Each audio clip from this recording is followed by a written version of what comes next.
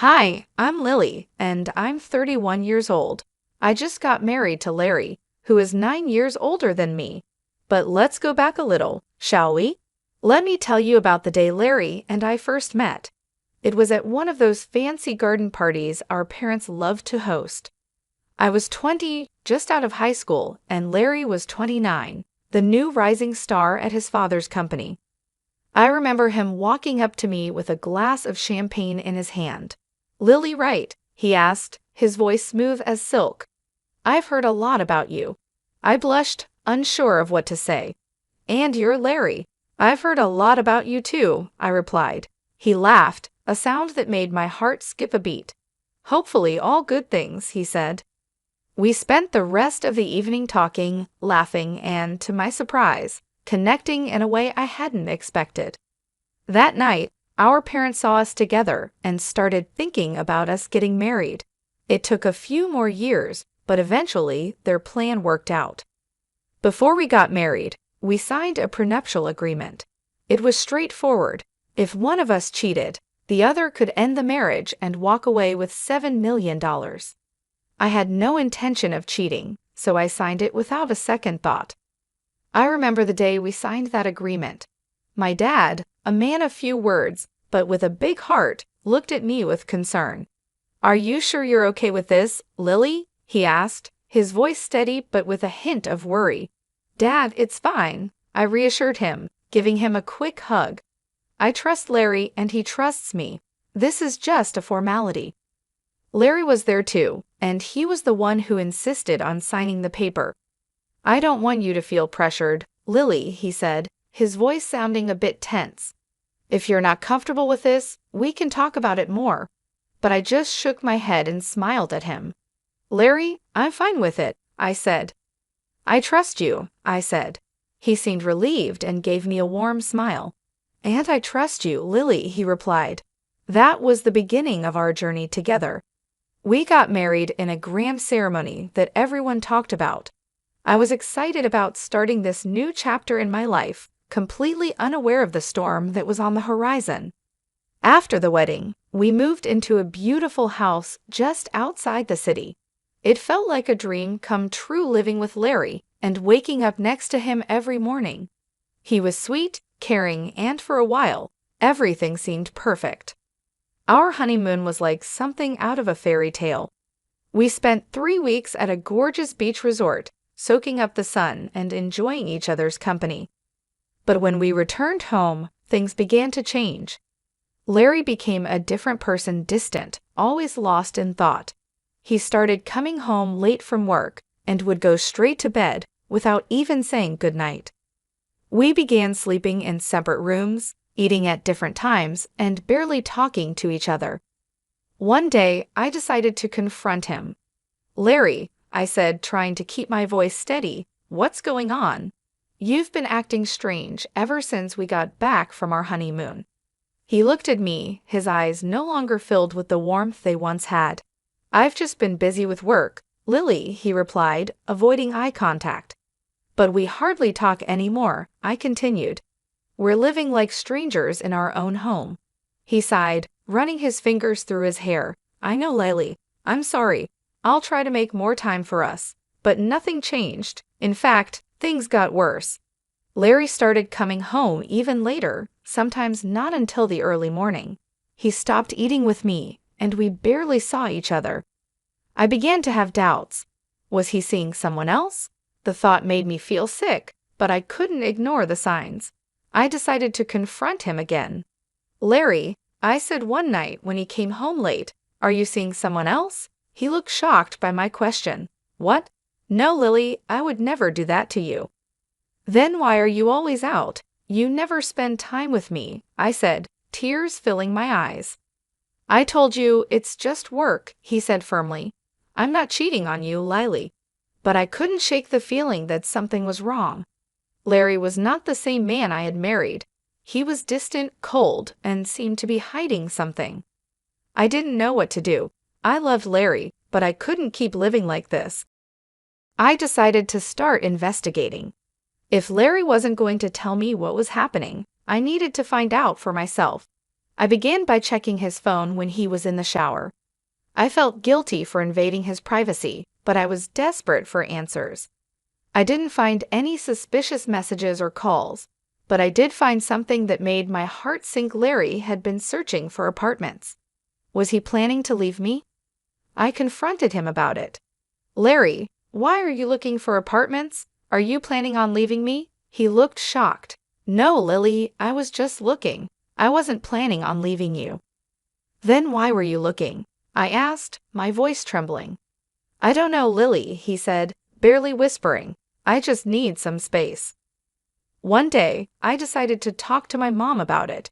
She's always been my support, the person I turn to when things get tough. Mom, I said, I don't know what to do. Larry has changed. He's not the same person anymore. My mom listened, concern written all over her face. Lily, she said, you're both still adjusting. You're newlyweds. It takes time to build a life together. I wanted to believe her, to think that this was just a phase and that things would get better. But deep down, I knew there was more to it. Larry was hiding something. I could feel it. I tried to push the feeling away, tried to convince myself that Mom was right, but the nagging voice in the back of my mind wouldn't go away, constantly reminding me that something was off. 3 weeks later, I gathered my courage and approached Larry. I need a job, I said, looking him in the eye. He seemed surprised. You want to work? He asked, raising an eyebrow.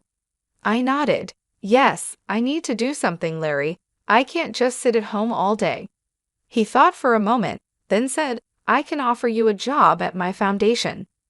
We help kids in tough situations. Would you be interested? I was surprised. Larry's foundation was well known for its work with children, and I had always admired what they did. Yes, I said without hesitation. I'd love to. Working at the foundation was a breath of fresh air. I was busy, and I was doing something meaningful. I met kids who were strong and resilient, kids who had gone through more hardships than any child should. It was heartbreaking, but also inspiring. The job kept me busy and helped me take my mind off the problems at home. Larry and I were struggling, but at least during the day, I had something else to focus on. The work was tough and emotionally draining, but it was worth it. I felt like I was making a difference, like I was doing something important. For the first time in a long while, I felt happy. But even then, I couldn't shake the feeling that something was wrong. Larry was acting strange and distant. I couldn't figure out what it was, but I knew something was off, and I was determined to find out. With a heavy heart full of questions and doubts, I decided to hire a private detective. I needed to know if Larry was cheating on me. It wasn't just about my pride. It was about my peace of mind.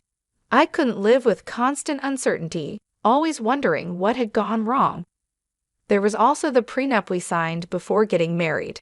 If Larry was cheating, it wouldn't just be a betrayal, it would be a costly mistake. I found a detective agency in the city run by a man named Tyler. He was an ex-cop, a seasoned veteran with a sharp eye and a no-nonsense attitude. I told him my story and my suspicions. He listened, his face expressionless. I'll do my best, Lily, he said when I finished, but I can't promise anything. If your husband is cheating, he's doing a good job of hiding it. I nodded, understanding. I just need to know, Tyler. One way or another, I need to know. I remember the day he came back to give me his report. His face was serious, his eyes filled with sympathy. I'm sorry, Lily, he said. I couldn't find any evidence that your husband is cheating on you. I felt a strange mix of relief and disappointment. Part of me was glad that Larry wasn't cheating, but another part of me was frustrated. If he wasn't cheating, then why did he leave? What was he hiding? Are you sure, Tyler? I asked, my voice barely above a whisper. There's nothing at all. Tyler shook his head. I'm sorry, Lily. I know this isn't what you wanted to hear. I thanked Tyler and paid him for his services. As I watched him leave, I felt a deep sense of loss. I was back where I started, with more questions than answers. One day, while I was working at a charity event, a new guy walked in. His name was John. He was handsome, with a smile that could light up the room.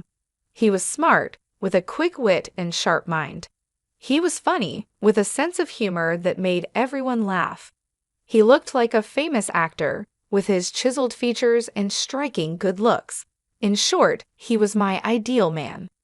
But despite being drawn to John, I couldn't shake off a feeling of unease. His arrival seemed too perfect, too convenient. I couldn't help but think about Larry and our prenup. If I was caught cheating, I'd have to pay a huge sum of $7 million. Could John be a trap set by Larry to catch me? I decided to hire Tyler, the private detective I had used before. I asked him to investigate John and see if he had any connections to Larry. Tyler agreed to take the case and started digging into John's past and connections. He followed him, watched his movements and interactions. Tyler was thorough, leaving no stone unturned. In the meantime, I tried to keep my distance from John. It was hard, especially since he was so charming and attractive, but I had to be careful. I couldn't afford to fall into a trap, not when so much was at stake. One day, John asked me out for coffee. I was torn. Part of me wanted to say yes, to get to know him better. But another part of me was scared, worried about what Tyler might find. "I'd love to, John," I said, trying to keep my voice steady, "but I'm really busy right now. Maybe some other time." John seemed disappointed but didn't push. "Sure, Lily," he said, his smile fading a bit. "Some other time." I felt a pang of guilt. What if I was wrong? What if John was just a nice guy, and I was letting my suspicions ruin something good? But I couldn't take the risk, not until I knew for sure. 5 days later, Tyler came to give me his report. His face was serious, his eyes hard. "I'm sorry, Lily," he said, "but your suspicions were right. John is working for your husband." I felt a rush of emotions, anger at Larry for trying to trap me, relief that I hadn't fallen for it, and sadness that John wasn't who I thought he was. But above all, I felt a sense of vindication. I wasn't imagining things, my suspicions were real. "Thank you, Tyler," I said, my voice catching with emotion. "You've done a great job." As I watched Tyler leave, I felt a strange sense of closure. I had dodged a bullet and avoided a costly mistake. But I also felt like I had lost something, the idea of the perfect man and the hope of finding love again. It was a hard truth to accept, but I wasn't going to let it bring me down. I was stronger than that. I was determined to move on and find happiness again. I didn't need an ideal man. I just needed someone who was real and honest, and I was going to find that person no matter what. Instead of sending John packing right then, I decided to take a different approach. I chose to play along and befriend him, all while keeping my behavior above board, so Larry would have no reason to accuse me of anything. John, however, took my friendliness as a sign of something more. He started to relax, thinking he had me fooled. The irony was that he was the one being played, but I didn't let him in on the secret. I couldn't risk him running back to Larry, so I kept up the act and maintained a friendly facade. One day, I decided to take things up a notch. I asked John to join me for lunch, making it sound like a casual discussion about charity work. He agreed, with a smug smile on his face, thinking he was making progress. We found a quiet spot in the cafe. "So John," I began, "how are you finding the charity work?" He shrugged, a confident look in his eyes. "It's good, different but good." "And Larry?" I asked, trying to keep my voice steady. "What do you think of him?" John looked surprised. "Larry? He's okay, I guess. Why?" I shrugged, trying to appear casual. "Just curious. He's a bit of a mystery, isn't he?" John laughed, clearly relieved. "Yeah, he can be hard to figure out." We continued chatting about work and life, and I made sure to keep my tone neutral, not giving him any reason to be suspicious. In the days that followed, I continued to play along, keeping up the friendly act but never crossing the line. I was always on guard, always careful. It was a risky game, but one I was willing to play for now. One day during one of our lunch meetings, John looked at me with a serious expression. "You know, I've been thinking," John said. I raised an eyebrow, feeling a chill run down my spine. "About what?" I asked. He shrugged, looking uncomfortable. "About us, about this thing between us." My heart skipped a beat. This was the moment I had been dreading. I forced a smile. "And what is it that we have, John?" He looked at me with a hopeful expression. "I think we have something special." I felt a pang of guilt. John was falling into my trap, just as I had planned, but it didn't feel right. It didn't feel good. Still, I had to keep up the act, had to keep playing the game. So I smiled at John, a fake smile plastered on my face. "Yes, John," I said, my voice barely a whisper, "we do have something special." And just like that, the trap was set. The game was on, but at what cost? The Cold War at home with Larry was as icy as ever. We'd occasionally run into each other, exchange chilly greetings, and then retreat to our separate corners. Most nights, he stayed at his apartment, claiming it was more convenient for his work. One Friday afternoon, I called John. I laced my voice with warmth as fake as his documents, inviting him over to my place. He probably thought I was finally ready to give in to his advances. Poor guy, he couldn't have been more wrong. When John stepped into my home, he was greeted not by a seductive housewife, but by my old classmate, now a stern-faced police officer. The surprise on John's face was worth every bit of it. The officer checked John's papers, and as expected, they were as fake as a $5 bill. Now it was my turn to make a move. I offered John a choice. He could either stick with Larry and face the consequences of his fake documents, or he could switch sides and work for me. John's eyes darted between me and the officer, and after a moment of silence, he nodded. He agreed to my deal.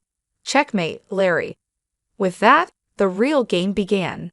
I had Larry's pawn now playing on my side, but I knew this was just the beginning. Larry was a crafty man. He wouldn't go down without a fight. In the days that followed, I kept a close watch on John. Despite his agreement, I knew I couldn't fully trust him. He was a wild card, a potential threat, but for the time being, he was a useful one. One day, I called John to my office. "We need to talk," I said, my tone serious. He looked at me, a hint of unease in his eyes. "About what?" "About Larry," I replied. "I need to know everything, his plans, his strategies, everything." John hesitated, then nodded. "Okay, I'll tell you everything." I knew I had my insider, and my counterattack was ready.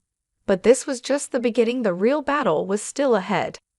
Larry wouldn't go down without a fight, and I had to be prepared. This wasn't just a game anymore. It was war, and in war, there are no rules, only survival.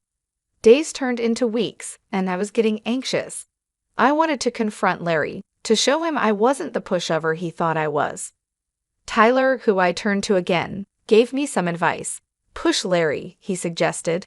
"Make him think you've fallen into his trap." It was a gamble, but I was ready to play the game. So John and I staged a photo shoot. We posed in ways that could be seen as compromising, like proof of an affair, but we were careful. We kept the original photos, where everything was as innocent as a Friday school picnic. Once the photos were ready, I handed them to John. "Give these to Larry," I said, passing him the envelope. "Let him draw his own conclusions." John looked at me, concern on his face. "Are you sure about this?" he asked. "Once you start this, there's no going back." "I know," I replied, my voice firm, "and I'm ready." The very next day, Larry was all smiles at dinner. He thought he'd caught me, that he had the upper hand, but he didn't say a word about it. I wasn't worried. I knew what was coming, and I was ready. Meanwhile, Tyler was on the case, digging up dirt on Larry and finding all the evidence we needed. He was good at his job, and I trusted him. Finally, Tyler called me. "Larry's relaxed and has let his guard down," he said, his voice full of satisfaction. "I've got him. I've got all the proof photos, videos, everything." I felt a surge of excitement. Good, I said, a smile spreading across my face. Let's bring him down. But I didn't confront Larry, not yet. I wanted him to think he was winning. I wanted to see the look on his face when he realized he'd been played. So I waited. I played the part of the dutiful wife, biding my time until Larry made his move. I knew what was coming, and I was ready. The clock was ticking towards the family dinner. I knew this was it, the showdown. Strangely, I felt calm. I was ready. The dinner was at Larry's parents' luxury mansion, a huge estate that screamed old money. Larry was there, of course, playing the role of the perfect son and husband. But I knew the truth, and soon everyone else would too. We were halfway through the main course when Larry cleared his throat and stood up, a smug smile on his face. I have something to say, he announced, looking straight at me. He pulled out a set of photos of me with John and tossed them on the table like he was holding a winning hand. Proof, he said, his voice full of triumph, of my wife's infidelity.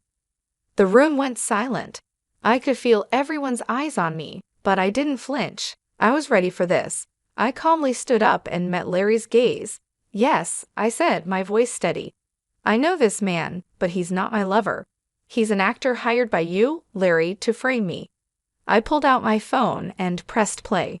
The room filled with John's voice, confessing everything. Larry's smile faded, and his eyes widened in shock, but I wasn't done. I pulled out my own set of photos and videos evidence of Larry's affairs. I tossed them on the table. What about these, Larry? I asked, my voice cold. Can you explain them? Larry stammered, trying to deny it, but the evidence was undeniable. His parents' faces turned to stone. My parents, who had been quiet until now, finally spoke up. You ungrateful brat, my father roared at Larry. We trusted you with our daughter, and this is how you repay us. Larry's mother was in tears. How could you, Larry? She sobbed. How could you do this to us, to her? The aftermath was swift. We divorced. Larry's parents, furious at their son's deceit, fired him from their company. His reputation was in ruins. As for me, I walked away with $7 million in compensation. Now, Larry is jobless, scrambling to piece his life back together, while I'm free. I'm enjoying the peace and quiet, the freedom from him. I won. I took on Larry and won. I outsmarted him and played his own game better than he did. And it feels good. It feels right.